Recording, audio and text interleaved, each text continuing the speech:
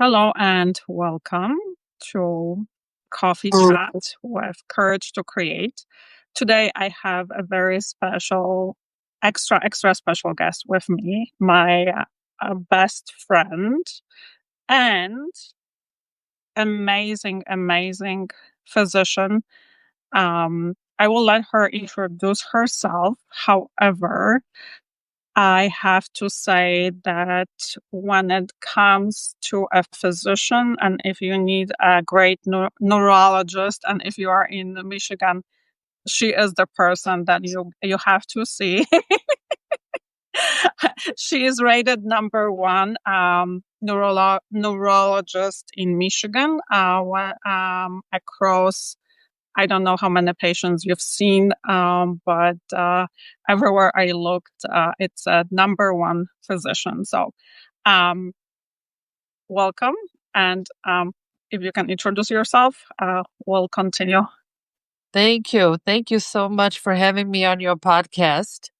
Um, this is exciting. Shana Kristeska, I'm a neurologist at Henry Ford Health System, and my area of interest in movement disorders.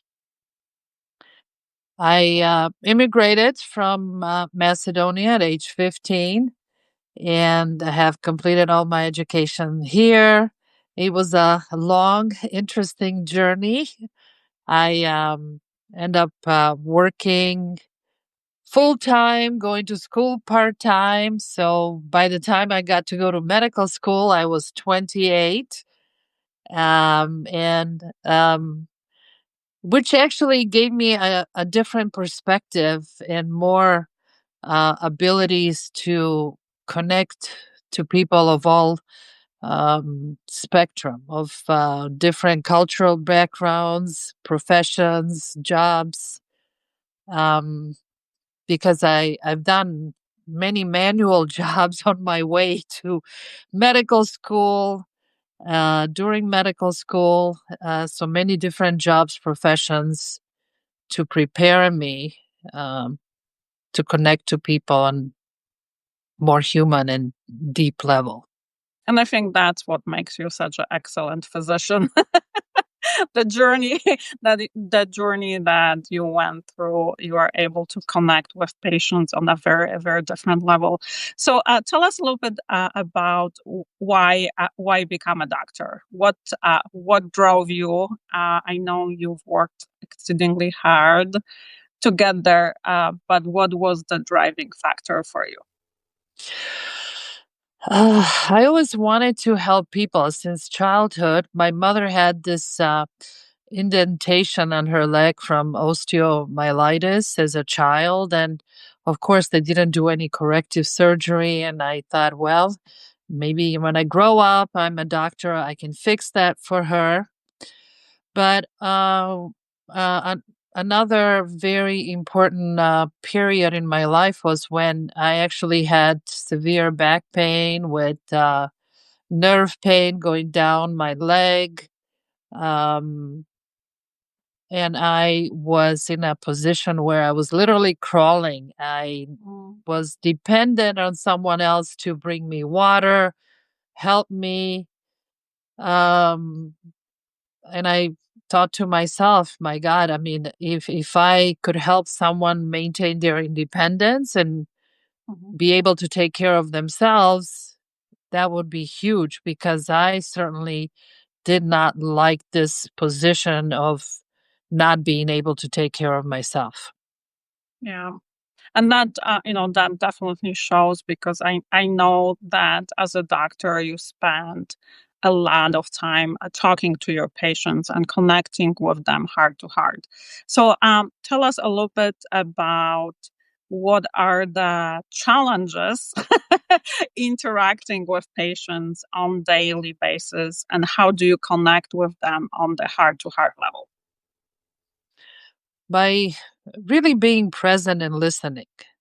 To me, it's really important to get to know the person, know all the variables, like who are they, who are the people in their life, what is their schedule, like 24-hour schedule, because all of these parts are affecting the quality of life, their health.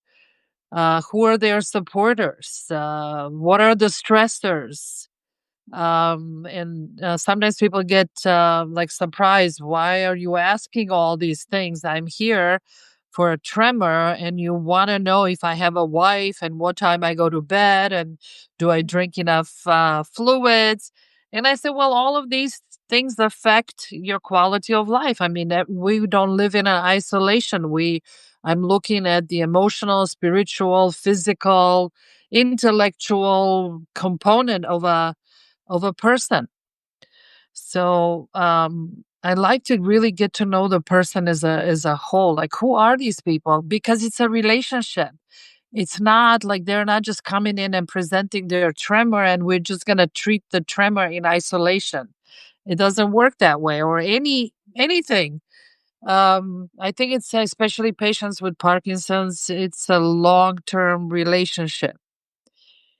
And it's important that they feel comfortable. I feel comfortable, and we're really like there in that moment, connecting on all human, spiritual, emotional level.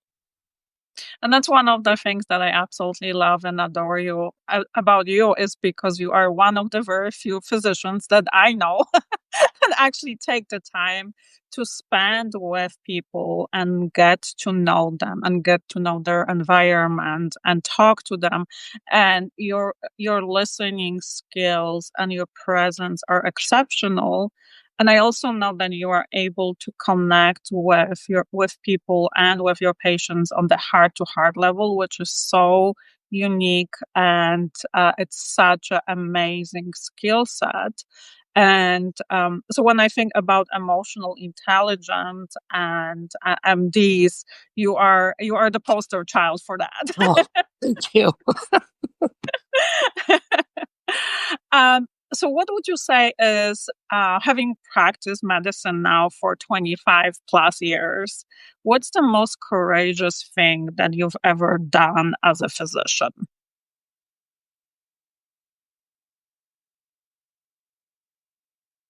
Probably being crazy and kind of looking at my patient as like it's a visit. It's not a like a sterile environment. I think it's fun, like seeing a friend. But you want to like, how can I help you? What can I do for you? What do you need today?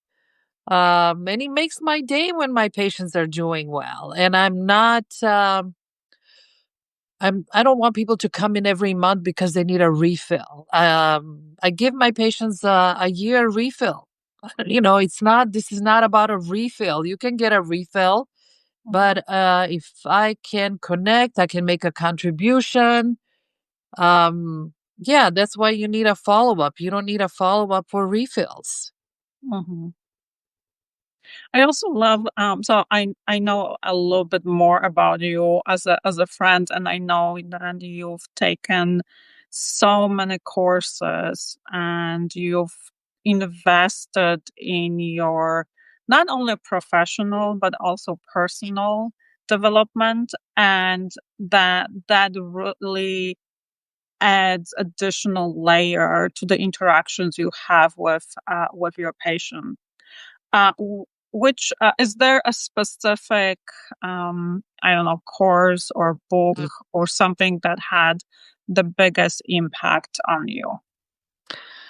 There are many courses. I really uh, do appreciate like taking so many courses through Landmark about being, about present. I appreciate the Ultimate Coach and their focus in the group, with the Ultimate Coach about being present, and who are we being in every interaction. Like, who am I being as a mother? Who am I being as a friend? Who am I being as a physician? And taking responsibility for our part, our contribution. Like, what are we bringing in this relationship or in this moment? Um, I've taken different classes about Reiki, which again, energy work, being all of these different classes that I have taken have certainly brought me to be more present. And again, looking Mhm. to connect to the person with the premises of how can I be of service. And that's again, that's so beautiful and so unique, being of service. Tell us a little bit about how do you take care of yourself?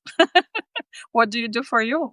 I'm probably taking another class or read another book. But what I love the most is to also take some time for myself, to be alone, alone time, just being in quiet because I'm talking all the time, being with people. I do enjoy solitude. Mhm. Do enjoy music, um, stillness, writing, dancing. One of these days, I will take that sabbatical and go to Argentina for the tango classes. Hopefully sooner than later. Sooner, yes. Yeah. And also again, because I know you love travel. So tell us about the therapeutic benefits of travel. Just being in another culture and that gratitude and appreciation of different cultures, the beauty. I was recently in Japan with my son for 3 weeks, and Mhm. it was just a beautiful time sharing with my son. And I just love the food, the people, how clean, Mhm. how safe, and how um, I f- I forgot my shopping bag in the cab, Okay. and I decided to call. I had the hotel call the cab company, Okay. and the cab driver dropped our package at the police station. Wow. That's What a beautiful experience. I mean, it's such a like uh, people with authenticity and integrity. And Mhm. I love the integrity part, and I love the safety that they're going to do the right thing, even if nobody's watching. Mhm. Yeah, definitely. That's a beautiful example. Um, in terms of so speaking of being in Japan, what would you say is one of the things that really stood out to you or for you when you were in Japan in terms of a holistic approach to health? I like their food. I like their variety, the fermented food. They have all these small dishes of different fermented food that they have it throughout the day. And what I love that is, people of all ages were on bicycles, Mhm, walking, nice, wonderful transportation that really you don't even need a car with such an excellent and affordable mhm, subways and excellent transportation. And we were walking in a alley, dark alley, like nobody on the street, and we felt safe. But I told mhm. my son, like, don't do this in other countries. Not every country is Japan, which unfortunately I wish would be more countries that even United States where we would feel safe walking anywhere um, without ever worrying about our safety or Yeah. That's a great experience. So I know you've mentioned fermented foods. And I know you're an expert when it comes to digestion. So tell us a little bit more about why fermented food is good for us, and talk a little bit about the microbiome. yes, I think we all know that our food should be our own medicine. But somehow we have gotten away from that, and maybe um, you know eh, our food has changed here.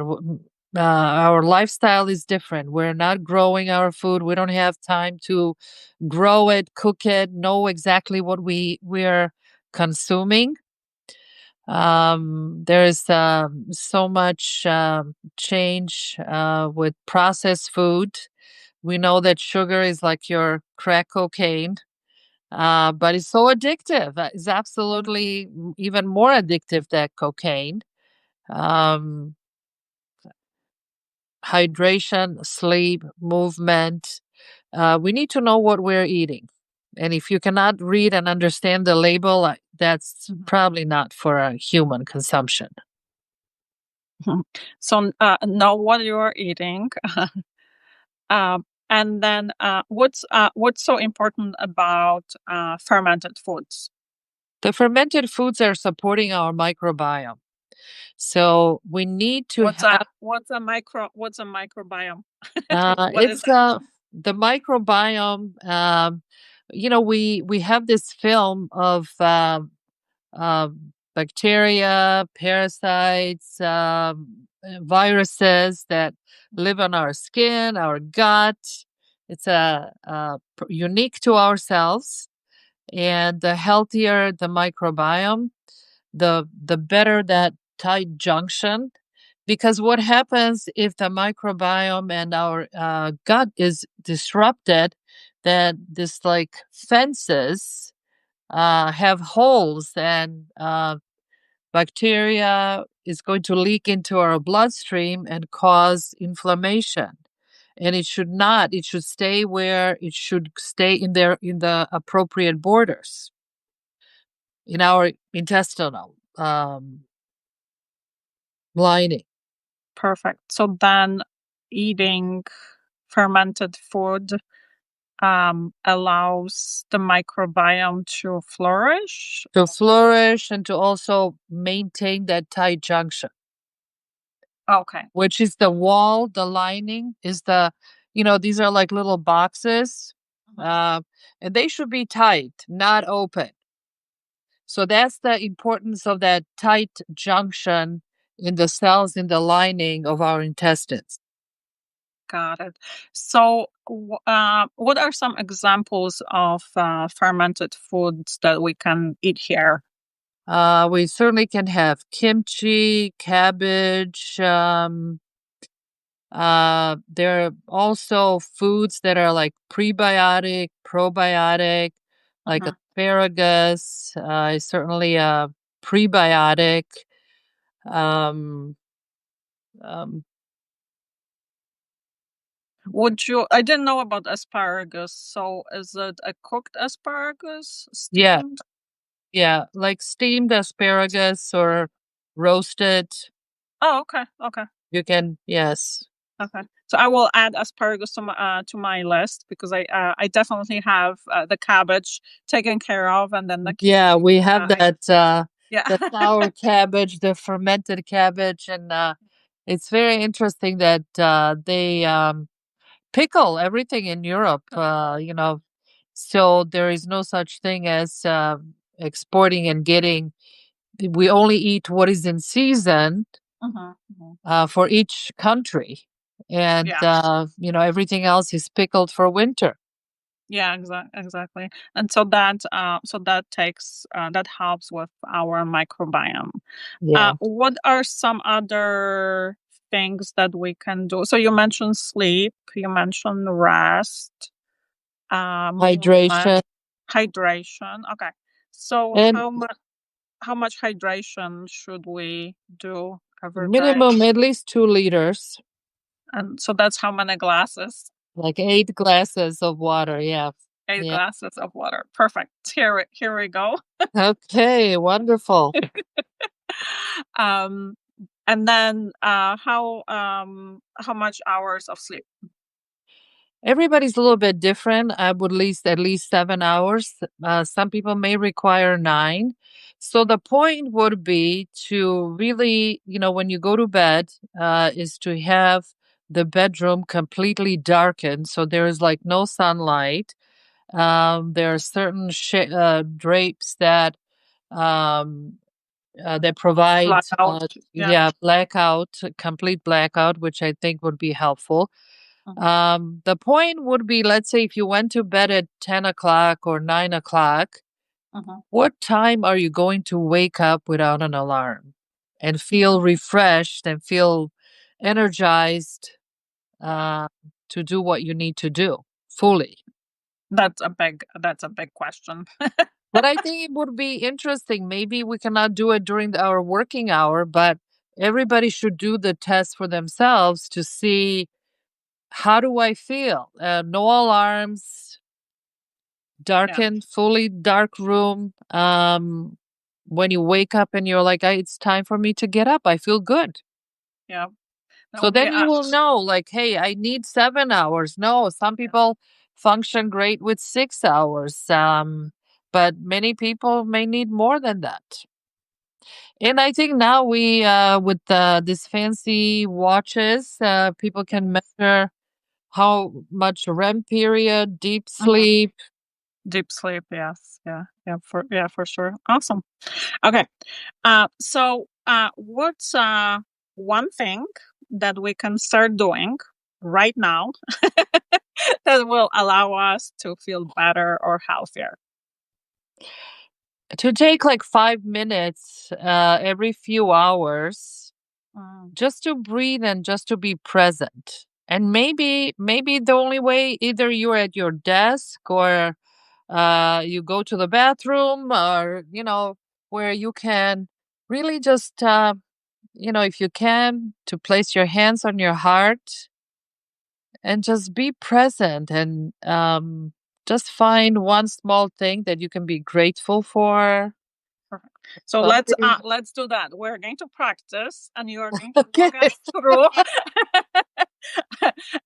1 or 2 minutes of getting into our heart, and you can do a guided meditation for us. How is that for putting you on the spot? Oh, sure, absolutely. Perfect. Okay, well, why don't we just take a deep breath? And you can exhale with a sound if you choose.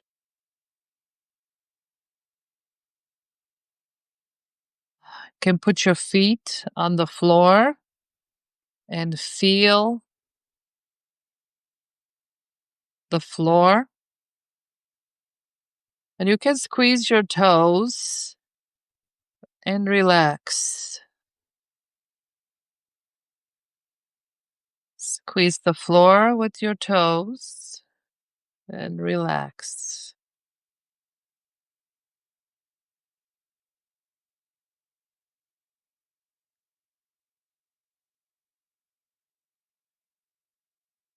You're aware of your connection and contact to the chair or the cushion or the couch, whatever you're sitting. And let your body just fully rest.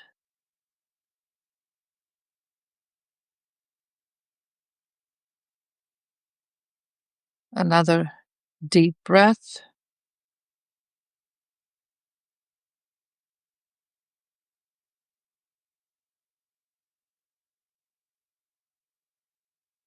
Smile.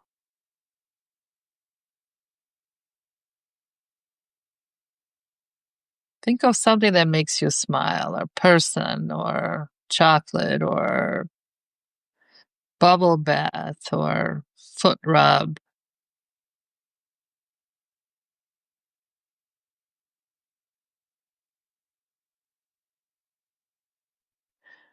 Now, try to remember a scent that you really love, a place that smells really good.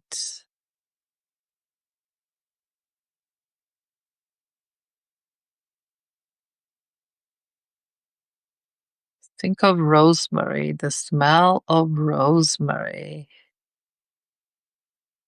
the smell of lemon, orange.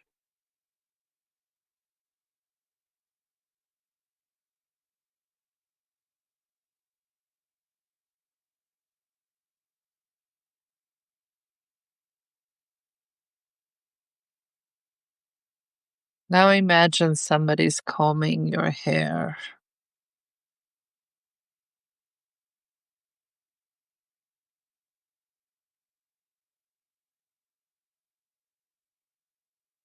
You're perfectly safe, loved.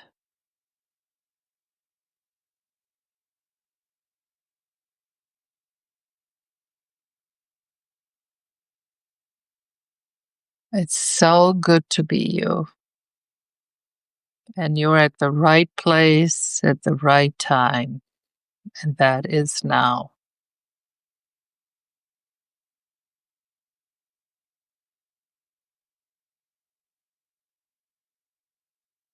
Another deep breath.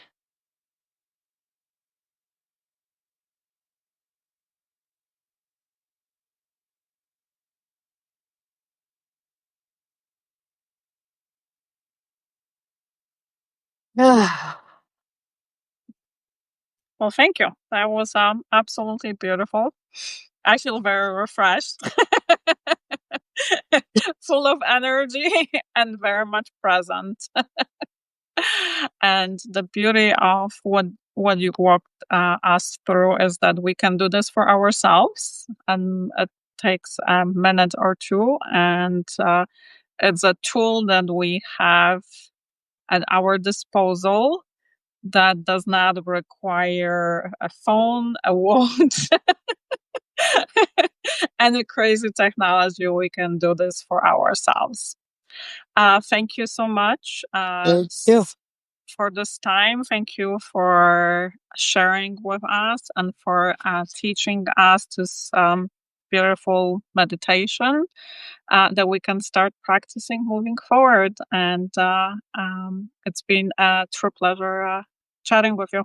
Mwah. Thank you for having me. And it's a pleasure being with you, as always. Thank you, everyone, for joining. Bye.